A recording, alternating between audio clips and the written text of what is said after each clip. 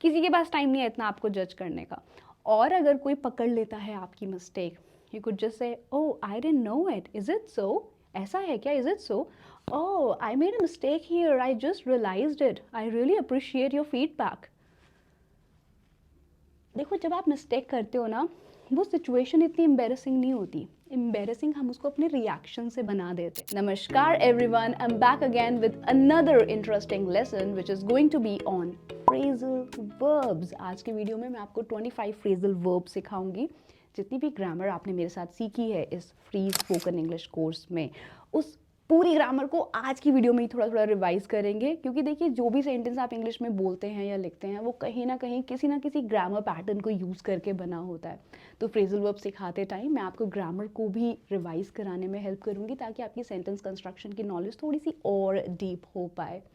इसके अलावा बहुत सारे क्विजेस की प्रैक्टिस करेंगे ताकि सिर्फ आप पढ़ें ही ना पर खुद भी इवैल्यूएट कर पाएँ कि आप सीख कितना पा रहे हैं। तो जितने भी क्वेश्चंस मैं आपसे पूछने वाली हूँ आज की वीडियो में, make sure you actively participate and try to translate them from Hindi to English. It is actually going to be fun. और इसके अलावा करेंगे बहुत सारी स्पीकिंग प्रैक्टिस। जितने सेंटेंसेस मैं बोलूँगी you have to make sure that you repeat each and every sentence right after me. तो खैर शुरू करते हैं। मेरा नाम है विद्युषी, ये वीडियो आपको प्रेजेंट करी है ओशन इंग्लिश अकेडमी ने। चलिए शुरू करते हैं पहली फ्रेजल वर्ब से। Okay, so the first phrasal verb we have here is wear off. If something wears off it loses its effectiveness. मतलब जब किसी चीज़ का असर कम होने लगता है ना, या कोई चीज़ फेड अवे होने लगती है, धुंधली पड़ने लगती है, फीकी पड़ने लगती है, तो वो वियर ऑफ हो जाती है। जैसे आप और मैं एक शोरूम में गए स्कार्फ्स खरीदने और आपने मुझे कहा नो ये स्कार्फ मत लो, इसका ना रंग फीका पड़ जाएगा बहुत जल्दी। तो आप मुझे कहेंगे no do not buy these scarfs, their colour will wear off very soon. मैंने देयर कहा है क्योंकि एक से ज़्यादा स्कार्फ्स की बात है, पर सेंटेंस में सिर्फ एक स्कार्फ की बात है, इसीलिए आया है इट्स। ये इट इज़ नहीं है, इट इज़ का मतलब होता है यह है, पर यहाँ पर है इसका। किसी नॉन लिविंग चीज़ का जब आप बिलोंगिंगनेस दिखाते हैं कि इसका रंग, तो आप इट्स यूज़ करेंगे। Its colour will wear off soon, do not buy this scarf because its colour will wear off soon. Let's try to speak out the sentence together, okay? So, no, do not buy this t-shirt because its color will wear off soon. अब आप कोशिश करें, मैंने ये T shirt last month खरीदी थी पर इसका रंग बहुत जल्दी फीका पड़ गया। Simple past tense, second form of verb. I bought this T shirt last month and its colour, wear की आप सेकेंड फॉर्म यूज करेंगे और बहुत जल्दी के लिए आप वर्ड यूज कर सकते हैं quickly. Please pause the video and give it a try. The second sentence says, the painkillers wore off after a couple of hours. So if a feeling, an emotion or a pain wears off, it gradually disappears. मतलब धीरे धीरे कोई चीज़ गायब हो गई, ख़त्म ही हो गई। तो मैंने पेन किलर तो ली थी पर उनका असर a couple of hours, मतलब एक दो घंटे में उन पेन किलर्स का असर ख़त्म हो गया। And after that the pain became intolerable, or you can say unbearable. Unbearable and intolerable मतलब बर्दाश्त के बाहर हो गया। Complete sentence, the painkillers wore off after a couple of hours and after that the pain became, क्या बन गया दर्द, intolerable. The pain became intolerable और अनबियरेबल। अब आप कोशिश करें, परेशान मत हो, एक दो घंटे में दर्द खत्म हो जाएगा। द पेन विल, फ्यूचर की बात है, the pen will, you just need to complete the sentence using the phrasal verb wear off. Next slide. Turn against. So if you turn against someone, you start opposing them, you start disliking them. तो जब आप किसी का विरोध करने लगते हैं तो आप उनके against टर्न हो जाते हैं. Sentence, we have been such good friends, हम लोग बहुत ही अच्छे फ्रेंड्स रहे हैं. वी हैव बीन मतलब पास्ट टाइम से अब तक, we have been such good friends, इतने अच्छे फ्रेंड्स रहे हैं. And I had no idea, मेरे को कोई भी आइडिया नहीं था दैट वो मेरे अगेंस्ट हो जाएगा. देखिए जब आप पास्ट टाइम में फ्यूचर की कोई बात सोचते हैं तो विल की जगह वुड यूज करते हैं. I had no idea, I had no idea that वो मेरे विरुद्ध हो जाएगा, he would turn against me. We have been such good friends, I had no idea he would turn against me. अब आपकी बारी. मेरी मॉम मेरे खिलाफ कभी भी नहीं हो सकती, मेरी मॉम मेरे खिलाफ कभी भी नहीं हो सकती. Write your answer down below in the comment box. But trust me, just typing the answer is not enough. You have to speak out the sentence as well. Video को पॉज करके धीरे धीरे प्रैक्टिस करो क्योंकि ये बहुत ही intense lecture है, इसको 100% हमें यूटिलाइज करना है, ठीक है? Okay, next slide. Watch over. So when you watch over something, you protect something, you guide something in order to make sure that nothing hurts it or no one could harm it. किसी चीज़ की निगरानी करने को हम watch over कहते हैं. तो ये इनकी छोटी प्यारी सी बेबी है और इनको जाना है स्टोर में कुछ सामान खरीदने. तो ये हमें कह रही हैं कि क्या आप प्लीज़ मेरे छोटे बच्चे का 2 मिनट ध्यान रख लेंगे जब तक मैं सामान खरीद कर आती हूँ. तो इंग्लिश है कुड यू प्लीज़, W यहाँ पर है, इसको यहाँ ले आते हैं. Could you please watch over. Watch देखना, ओवर किसी चीज़ के ऊपर ऐसे निगरानी रखना. कुड यूज़ हुआ है पोलाइट रिक्वेस्ट के लिए. Could you please watch over my little girl. जिस दौरान, वाइल मतलब 2 काम एक साथ होंगे.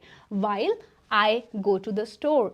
Could you please watch over my little girl while I go to the store.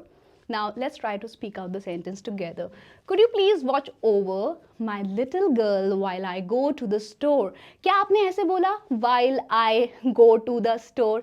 You have to connect all the words together and produce that rhythm in English, right? So could you please watch over my little girl while I go to the store?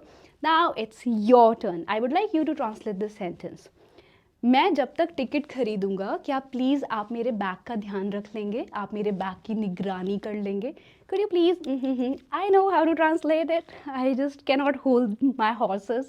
मेरे से रुका नहीं जा रहा है, पर मैं चाहती हूँ कि आप ट्राई करें और उसके बाद दूसरे लोगों के कमेंट्स पढ़कर आपको एनालाइज भी करना है कि क्या आप सही आंसर्स लिख रहे हैं. अगर कोई सेंटेंस बहुत ज़्यादा गलत लिखा जाएगा तो मैं उसके ऊपर एक फटाफट से वीडियो बना दूँगी आपके लिए. Okay, next slide, wink at. So if you wink at someone's mistakes, you pretend not to have seen or noticed their mistakes. मतलब आप deliberately, जानबूझकर you are trying to ignore someone's fault. मतलब हमें तो दिख ही नहीं रहा है, आपने गलती करी है कुछ, अरे हमें तो पता ही नहीं चल रहा है. इस वाली सिचुएशन को फ्रेजल वर्ब में कन्वर्ट करेंगे तो ये फ्रेजल वर्ब आएगा हमारे पास to wink at something. Sentence कह रहा है I can wink at your faults no longer, कि मतलब भाई अति हो गई है, इनफ इज इनफ, बहुत हो गया है. I can wink at his और I can wink at your faults no longer. अब आप कोशिश करें, आपको उसकी गलतियों को और नज़रअंदाज, अनदेखा नहीं करना चाहिए क्योंकि आप सजेशन दे रहे हैं, इसीलिए आप शुड मॉडल वर्ब को यूज़ करेंगे. यू शुड इस फ्रेजल वर्ब को यूज़ करके सेंटेंस कंप्लीट करना है. वीडियो को पॉज करके करना, वरना मैं अगली वीडियो अपलोड ही नहीं करूँगी. मुझे चाहिए आप मेरे साथ साथ में प्रैक्टिस भी करें, ठीक है, तभी आएगा improvement. I did not get a wink of sleep last night. यहाँ पर विंक एट नहीं है, पर मैंने आपको विंक वर्ड का मीनिंग बताना था, इसीलिए इस सेंटेंस को यहाँ डाला है कि यार मेरे को ना जरा सी भी नींद नहीं आई, मतलब ऐसे करके भी नहीं सोया, मैं थोड़ा सा भी नहीं सोया. I did not sleep at all, या फिर I didn't get a wink of sleep last night. A wink of sleep, I didn't get a wink of sleep last night, जरा सा भी नहीं सोया मैं कल रात. I gave her a wink. She gave me a wink. She gave me a wink means she did something like this to me. She gave me a wink or he gave me a wink. Next slide, all at once. All at once मतलब it has 2 meanings, okay? The first meaning is suddenly, अचानक से, and the second meaning is all at the same time, कि मतलब सारी की सारी चीज़ें एक ही बार में. You cannot do everything all at once. यार आप सारे के सारे काम ना एक बारी में नहीं कर सकते हो. You cannot do everything all at once. Sentence को जब आप बोलें तो फील करें उसके मीनिंग को, ताकि वो आपके सबकॉन्शियस माइंड में सेव हो जाए और रियल लाइफ सिचुएशन में जब भी आपको ऐसा कोई सेंटेंस बोलना हो तो वो नेचुरली आपके मुंह से ऐसे कूद कर बाहर आए, no, it pours out of your mouth. So you cannot do everything all at once. अब आप बताएं, उसने सारे के सारे क्वेश्चंस मेरे से एक ही साथ पूछ लिए. He asked me all the questions all at once. एक और सेंटेंस आपके लिए, आपको सब कुछ एक साथ करने की कोशिश नहीं करनी चाहिए. अगेन सजेशन है तो शुड मॉडल वर्ब यूज होगी. All at once the sky became dark and it began to rain. Become का became बना है, begin का began बना है, मतलब पास्ट टाइम की बात हुई है कि अचानक से क्या हुआ. The sky became dark and it began to rain and it began to rain. अचानक से आसमान काला हुआ and it began to rain. Now your turn. अचानक से वो मेरे ऊपर चिल्लाने लगा. चिल्लाने की इंग्लिश हमने पुरानी वीडियोस में भी पढ़ी है, yell at someone. So all of sudden वो मेरे ऊपर चिल्लाने लगा। कोशिश करें ट्रांसलेट करने की, मुझे पता है आप कर सकते हैं, ब्रेन को पुश करना पड़ेगा तभी याद होंगे सेंटेंसेस। एट ऑल मतलब थोड़ा सा भी, जैसे he told me that he did not have any money at all, उसने मुझे बताया कि उसके पास जरा सा भी पैसा नहीं था। He told me that he did not have any money at all. अब आप बताएं, उसने मेरी जरा सी भी, थोड़ी सी भी हेल्प नहीं करी, उसने मेरी थोड़ी सी भी हेल्प नहीं करी। कमेंट सेक्शन में I don't like him at all, वो मेरे को जरा भी पसंद नहीं है। I don't like him at all, I don't like her at all. एक सेंटेंस की जितनी ज़्यादा वेरिएशंस आप बनाएंगे उतनी ही आपकी फ्लुएंसी जल्दी जल्दी बिल्ड होगी। Back out of, if you back out of something you withdraw from a commitment, मतलब आपने बोला पहले कि हाँ हाँ मैं कर लूँगा, मैं संभाल लूँगा, और उसके बाद आपने बैक आउट कर लिया, मतलब आप उस चीज़ से, अपने दिए हुए बात से मुकर गए। और ऐसे ही दिखते हैं वो लोग जो बैक आउट करते हैं। सेंटेंस कह रहा है he backed out of his promise he had given me। कौन सा टेंस है? he had given me, past perfect tense. देखो दो काम हुए, पहले उसने मेरे को प्रॉमिस किया कि वो मेरी हेल्प करेगा और फिर वो बैक आउट हो गया अपने प्रॉमिस से। तो जब भी दो एक्शंस होंगे एक के बाद दूसरा, तो जो पहला एक्शन है उसको बताने के लिए आप हमेशा हैड और वर्ब की थर्ड फॉर्म यूज करेंगे। So he backed out of the promise, he had given me, पहले प्रॉमिस किया था इसीलिए ही हैड गिवन मी, उसके साथ हैड आया है। सेकेंड है कि वो बैक आउट हुआ है, वो सिंपल पास्ट टेंस है। So he backed out of the promise, he had given me। Next sentence, be bound। So if something is bound to happen, it means it is certain to happen, you know, it is inevitable, इसको कोई बदल ही नहीं सकता, ये बिल्कुल निश्चित रूप से 100% होगी ही होगी। तो भाई इसके ऊपर चीख रहा है कि भाई अगर तूने जल्दी नहीं करी ना तो हमें पक्का लेट हो जाएगी। We are bound to be late if you do not hurry। हरी मतलब जल्दी करना है ना। So we are bound to be late, to be late मतलब हम जरूर लेट हो जाएंगे, हो की वजह से बी आया है। We are bound to be late if you do not hurry. Speak out the sentence with me, we are bound to be late if you do not hurry. और भाई हमारा बहुत डर गया है अब। तो ऐसे सिचुएशन में अगर मैं आपको बोलती हूँ we are bound to be late if you do not hurry, how would you reply to this sentence? सोचो, थोड़ी इमेजिनेशन को यूज़ करो। ये ना इमेजिनेशन को किंडल करना बहुत ज़रूरी है कि आप अपने माइंड को ना ऐसे एंडलेस पॉसिबिलिटीज़ में लेकर जा रहे हो कि अच्छा कोई मेरे से ये कहेगा तो मैं क्या आंसर कर सकता हूँ, किसी ने मेरे से ये पूछा तो कैसे आंसर कर सकता हूँ। यहीं पर आपके कॉन्वर्जेशनल स्किल्स बिल्ड होने शुरू होंगे। ट्रांसलेशन सीखने से कुछ नहीं होगा, आपको स्पॉन्टेनियसली बोलने की आदत होनी चाहिए। Spontaneous thinking, spontaneous speaking. एकदम से माइंड में किसी का कोई क्वेश्चन सोचा, ओ ओके इसका ये आंसर होना चाहिए। So I'll tell you this and this time you come up with your own answer, okay? We are bound to be late if you do not hurry। तो अगर मैं आपकी जगह होती तो मैं कह सकती थी कि बस मुझे 2 मिनट और लगेंगे। It will take me just 2 more minutes। It will take me just 5 minutes। अब आप बताएं कि आप इसको कैसे बोल सकते थे। और ये सेंटेंस हमने सीखा था सिंपल फ्यूचर टेंस की जब वीडियो करी थी। It was bound to happen sooner or later। Sooner or later मतलब आज नहीं तो कल, कि यार ये होना ही था। मतलब don't be sad, don't be disappointed because it was bound to happen sooner or later। अब इसका रिप्लाई क्या हो सकता है, सोचें। I know that but it feels bad, you know, I cannot help it। मैं कुछ नहीं कर सकता, मुझे बुरा लग रहा है। I knew it that it was bound to happen but I cannot help it, I just feel miserable, I feel so disappointed। अब आप कोशिश करें कि अगर आपने एग्ज़ाम में पढ़ाई नहीं करी तो ये पक्का है कि आप फेल हो जाओगे। वीडियो को pause and right your answer down below in the comment box. अगर आप इंग्लिश सीखने की तमाम कोशिशें कर चुके हैं पर आपको सक्सेस नहीं मिल रही है तो बस 21 डेज निकाल लीजिए और आ जाइए गुड़गांव ओशन इंग्लिश अकेडमी का रेजिडेंशियल प्रोग्राम अटेंड करने के लिए। और यहाँ हमारी पूरी टीम दिन रात मेहनत करेगी आपके साथ जब तक आप एक फ्लुएंट और कॉन्फिडेंट पब्लिक स्पीकर नहीं बन जाते। हम grammar, vocabulary, readymade English expressions, आपका कॉन्फिडेंस लेवल कैसे बूस्ट करना है, आपकी स्पीकिंग वॉइस कैसे बिल्ड करनी है, आपको पीपल स्किल्स कैसे सिखाने हैं, लाइफ स्किल्स कैसे सिखाने हैं, सब कुछ कवर करेंगे, इवन इंटरव्यू प्रिपरेशन, ताकि आप लाइफ के किसी भी डोमेन में कभी भी लेफ्ट आउट ना फील करें।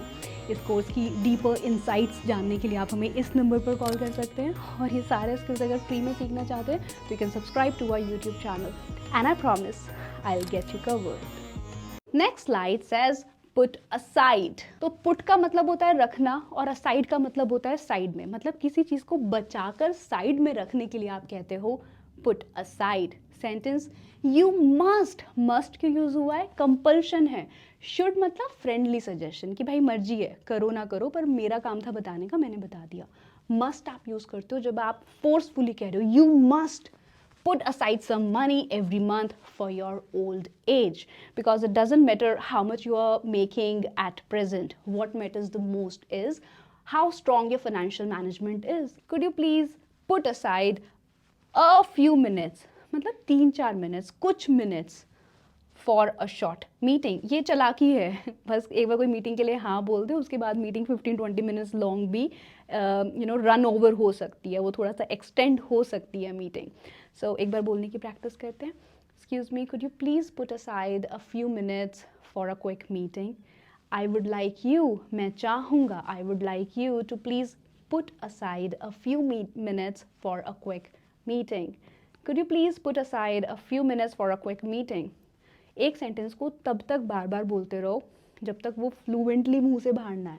पूरी की पूरी इंग्लिश तब ही अच्छी होगी जब ये छोटे छोटे सेंटेंसेस हम फ्लुएंटली बोलने लगेंगे। कोई मैजिक नहीं है कि बस अचानक से बहुत फ्लुएंट इंग्लिश हम बोलने लगे। तो छोटे छोटे सेंटेंसेस के ऊपर हमें मास्टरी करनी है, and the day will come guys when you will be speaking, you will be articulating all your thoughts in perfect English. Be no more means someone has passed away, he is dead now. Since her husband is no more, she feels quite lost. जब से उनके husband की death हुई है वो बहुत ज़्यादा lost feel करती हैं। जब से कि इंग्लिश आई है since, since her husband, his husband नहीं आएगा, उनके हस्बैंड मतलब she के हस्बैंड, तो she के लिए her यूज हुआ है। Since her husband passed away और is no more, दोनों में से आप कोई भी एक्सप्रेशन यूज कर सकते हैं। she feels what? she feels depressed, she feels lonely, she feels quite lost. quite का मतलब बहुत ज़्यादा वो खोया खोया फील कर रही है। she feels quite lost. Be all years मतलब बहुत ध्यान से किसी चीज़ को सुनना। तो अगर मैं आपसे कहूँगी कि ध्यान से सुनो, बी ऑल ईयर्स, तो अगर आप मुझे कहेंगे आई एम ऑल ईयर्स, तो उसका मतलब होगा you want to tell me that you are paying very close attention to whatever I am trying to teach you. मैं आपको जो भी सिखाने की कोशिश कर रही हूँ आप उसको दोनों कानों से बहुत सावधानी से सुन रहे हैं। Here is a long sentence to practice. They were all ears as I begin to tell them my life story. वो लोग बहुत ध्यान से सुन रहे थे। एज मतलब जैसे ही, एज आई जैसे ही मैंने शुरू किया to tell them my life story. वैसे आपने मेरी लाइफ स्टोरी को बहुत सारा प्यार दिया, उसके लिए शुक्रिया गाइस। मैं कोशिश करूंगी और अपनी लाइफ के इंसिडेंसेस को डॉक्यूमेंट करके आपके सामने प्रेजेंट करूं ताकि आप उससे और मोटिवेशन ले पाएं। So the sentence is they were all ears as I begin to tell them my life story. They were all ears as I began to tell them my life story. अगर आपको English सच में बोलनी है ना, तो जो भी आप बोलना चाहते हैं उसकी पिक्चर आपके माइंड में यहाँ पर प्रिंट होनी चाहिए कि मैं बोलना क्या चाहता हूँ। जब आपको ये क्लियर होगा ना मेरी थॉट्स क्या हैं, तो उनको एक्सप्रेस करना भी ईजी होगा, क्योंकि आप बहुत सारी मेहनत से मेरे साथ कब से पढ़ रहे हैं। तो इस सेंटेंस को, जब मैं कोई सेंटेंस बोलती हूँ तो आप वीडियो को पॉज करके अपनी आइज़ को क्लोज करके इमेजिन करें उस पूरी सिचुएशन को कि आप किसी से अपनी लाइफ स्टोरी बता रहे हैं और वो लोग बहुत ध्यान से सुन रहे हैं। और अब आप ये बात मेरे को बताएंगे कि you know they were all ears when I begin to tell them my life story. जब थॉट्स, अप्रोप्रिएट थॉट्स माइंड में आएंगी तो एक्सप्रेस करना ईजी होगा। अक्सर होता क्या है कि जब इंग्लिश बोलनी होती है तो हम पैनिक करने लगते हैं और हमारी जो थॉट है, जो हमें बोलना है, वो ही डिसअपियर हो जाती है माइंड से। And this is one of the reasons that people fumble while speaking in English. It's not because of their grammar or vocabulary is not good. It's just maybe sometimes they are not able to formulate right kind of thoughts. तो जब भी आप English बोलने की कोशिश करें उस पूरे पिक्चर को अपने माइंड में इमेजिन करें कि यार मुझे बोलना क्या है। जब माइंड में पिक्चर आएगी और आपने ग्रामर पढ़ी होगी, वोकैबुलरी पढ़ी होगी, तो सेंटेंसेस को फ्रेम करना बहुत ईजी होगा। नेक्स्ट एक्सप्रेशन कह रहा है body and soul. Body and soul मतलब जी जान से. I worked body and soul to make this day a success. मैंने जी जान लगा दी इस दिन को सक्सेस बनाने के लिए. So I worked, second form क्योंकि past time में जी जान लगाई थी. I worked body and soul to make this day a success. अब आप कोशिश करें. मैंने जी जान लगा दी इस नौकरी को पाने के लिए. मैंने जी जान लगा दी इस नौकरी को पाने के लिए. I worked body and soul इस जॉब को पाने के लिए आप गेट वर्ड यूज कर सकते हैं. डेड अगेंस्ट मतलब बिल्कुल खिलाफ होना किसी चीज़ के, एकदम डेड अगेंस्ट होना. मेरी फैमिली बिल्कुल मेरे डिसीजन से अगेंस्ट है कि मैं अब्रॉड जाऊं पढ़ने. So my family is what, my family is dead against. किस चीज़ के डेड अगेंस्ट है? My decision. क्या डिसीजन है? Of studying abroad. My family is dead against my decision of studying abroad. My family is dead against my decision of studying abroad. Picture mind में आई, sentence खुद से पूरा हो गया. So now let's speak the sentence together. My family is dead against किस चीज़ के? My family is dead against my decision of studying abroad. Draw a line, मर्यादा तय करना. When you put a limit to something that okay you will allow this to happen, you will not allow this to happen. मतलब आपने ना एक limit decide करी कि यार ये मैं होने दूंगा और ये मैं नहीं होने दूंगा. और maybe you put a limit to something what you will do and what you will not do. Maybe because you feel that something is wrong, कि कोई चीज़ गलत है, तो आप खुद से एक लिमिट डिसाइड कर रहे हो कि यार यहाँ पे मेरे को एक लाइन ड्रॉ करनी पड़ेगी कि ये होगा और ये नहीं होगा. I can at the most give you 1000 rupees. मैं ज़्यादा से ज़्यादा. At the most. अंडरलाइन करके इसको याद करें. At the most मतलब ज़्यादा से ज़्यादा. I can at the most give you 1000 rupees. And then I must draw a line. And then I must draw a line. अब आप बनाएं. मैं ज़्यादा से ज़्यादा आपको अपने घर 15 दिन रहने की परमिशन दे सकता हूँ. उसके बाद मैं कुछ नहीं कर पाऊँगा. So at the most मैं आपको अपने घर 15 दिन रहने की परमिशन दे सकता हूँ. उसके बाद मैं कुछ नहीं कर पाऊँगा. सेंटेंस अगर नहीं बन रहा है तो भी कमेंट सेक्शन में लिखें. I am not able to translate this sentence from Hindi to English.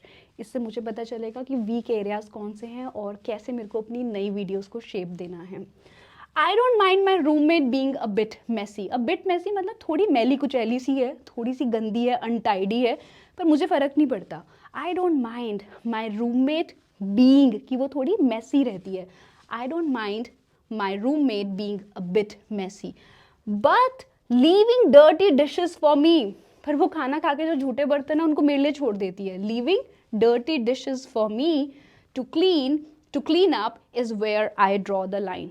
मतलब भाई तू गंदी रह, कोई टेंशन नहीं है, पर मैं तुम्हारे गंदे बर्तन, डर्टी डिशेस मतलब गंदे बर्तन, मेरे लिए आप साफ करने के लिए छोड़ रहे हो, ये बिल्कुल भी इंटॉलरेबल नहीं है, ये बिल्कुल भी टॉलरेबल नहीं है. तो सेंटेंस है I don't mind my roommate being a bit messy but leaving dirty dishes for me to clean up. Clean up मतलब साफ करना, एक और phrasal verb.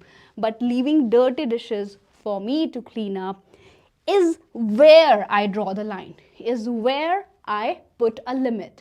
I tell her that this will not do, this will not work, this is something not acceptable at all, this is not tolerable.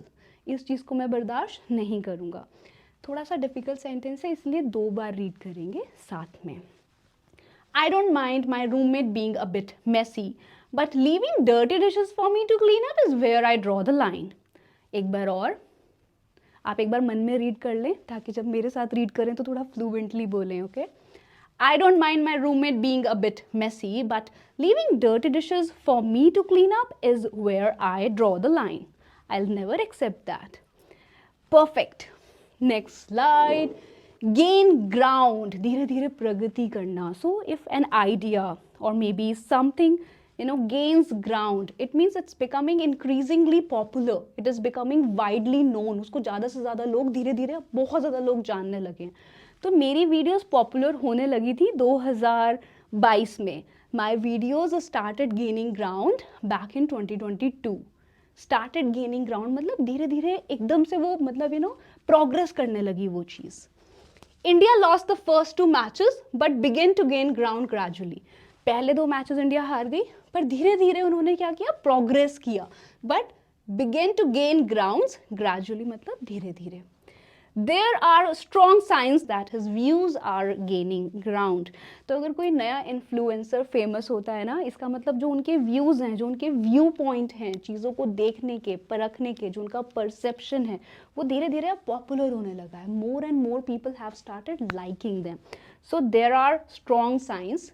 ये बिल्कुल clear दिख रहा है, बिल्कुल स्ट्रॉन्ग साइंस दिख रहे हैं कि his views are gaining ground, his views are gaining ground.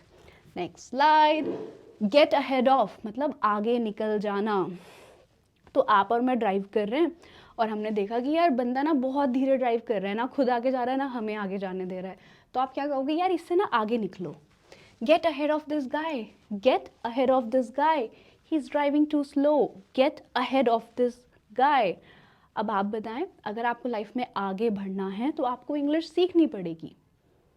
Can I help you? I just feel like telling you the answer. अगर आपको लाइफ में आगे बढ़ना है तो आपको इंग्लिश सीखनी पड़ेगी. If you want to get ahead in life, आपको इंग्लिश सीखनी पड़ेगी. ये सेंटेंस मैं आपके लिए छोड़ती हूँ. If this project goes well, अगर ये प्रोजेक्ट अच्छा जाएगा, it could really help me to get ahead at work. अगर ये प्रोजेक्ट मैंने सही से कर लिया ना, तो इससे मेरे को बहुत ज़्यादा हेल्प मिलेगी काम में आगे बढ़ने के लिए. It could really help me, किस चीज़ के लिए, to get ahead at work, to get ahead at work. If this project goes well, it will really help me get ahead at work. Next slide. Go to law, जिसको हम हिंदी में बोलते हैं court में जाना. In India, people often go to law on every petty issue. मतलब India में हम लोग बहुत छोटी छोटी बातों में कोर्ट में चले जाते हैं. तो कोर्ट में जाने के लिए प्रॉपर इंग्लिश एक्सप्रेशन होना चाहिए, go to law. In India people go to law on very petty issues. अब आप ट्राई करें.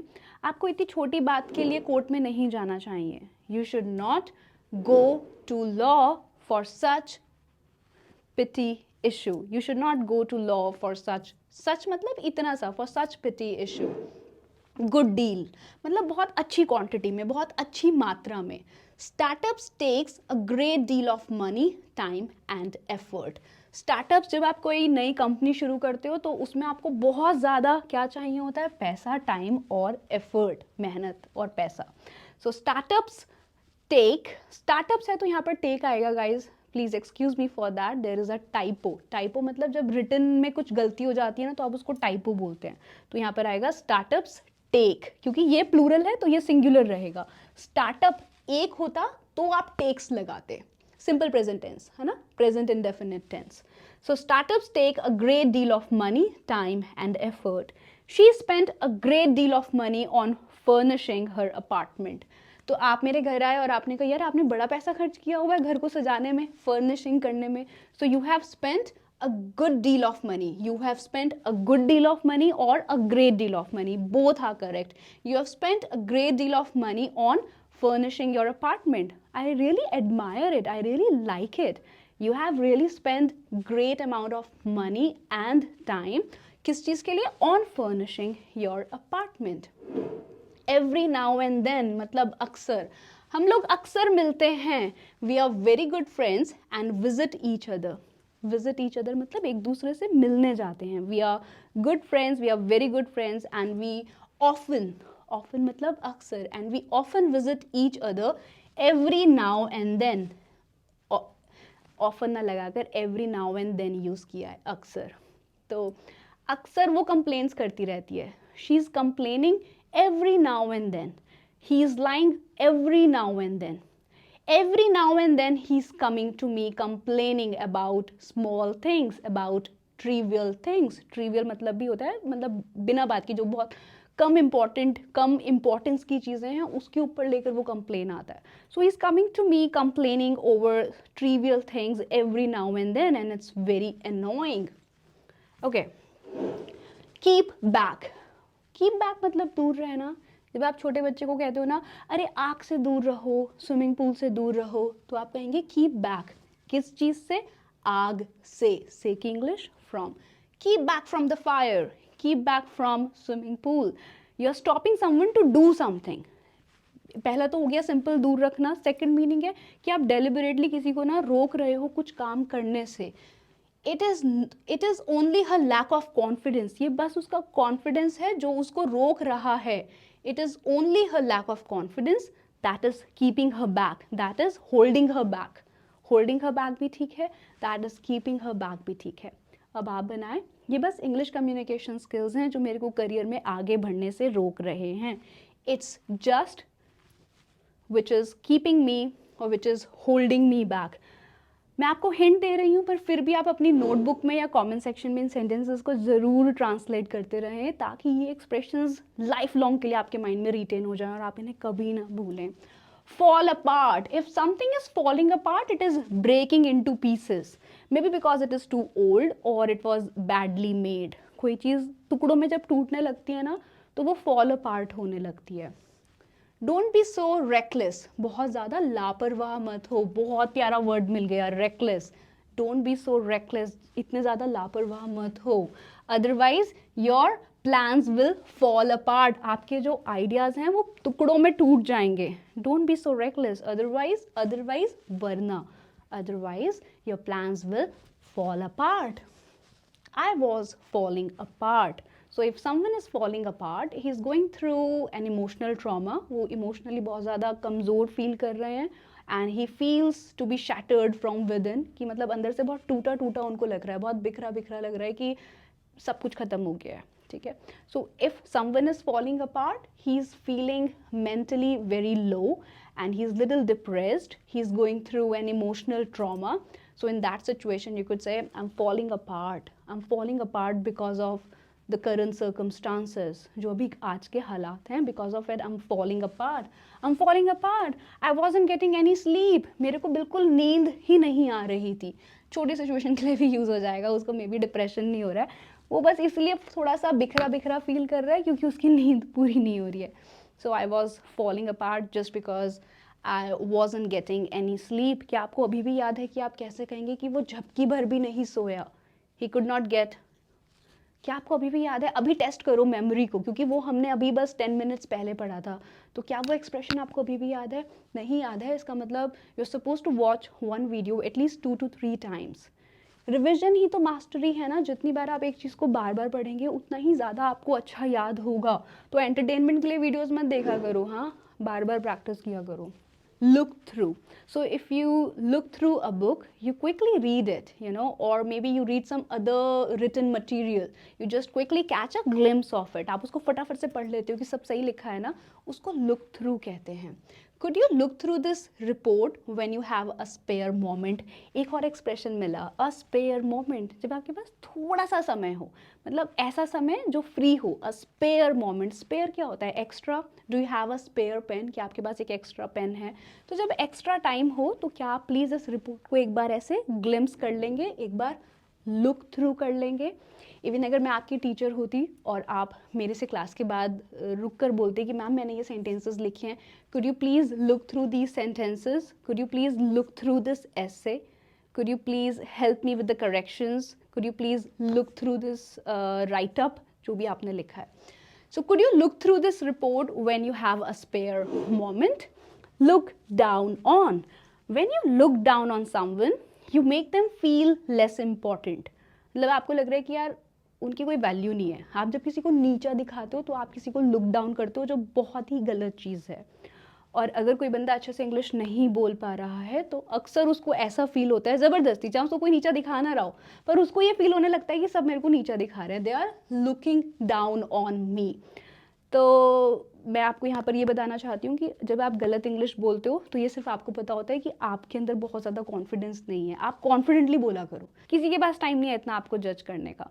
और अगर कोई पकड़ लेता है आपकी mistake, you could just say, oh I didn't know it, is it so, ऐसा है क्या, is it so, oh I made a mistake here, I just realised it, I really appreciate your feedback. देखो जब आप mistake करते हो ना, वो सिचुएशन इतनी एम्बेरसिंग नहीं होती। एम्बेरसिंग हम उसको अपने रिएक्शन से बना देते हैं।